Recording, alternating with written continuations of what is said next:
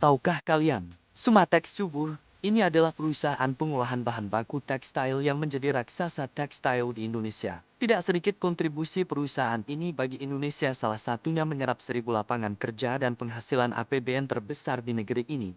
Berada satu grup dengan Texmaco membuat perusahaan ini menjadi kebanggaan Sumatera Barat dahulunya. Bahkan berdampak besar buat sekeliling pabrik, dahulunya menjadi sebuah kebanggaan kalau sudah kerja di Sumatex Subur.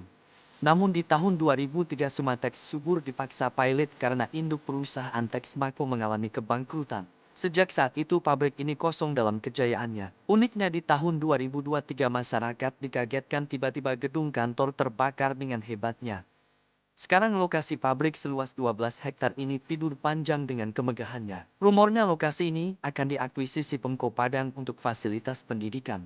Terus follow akun Motovlog Sumatera Barat agar tidak ketinggalan update cerita seputar Sumbar.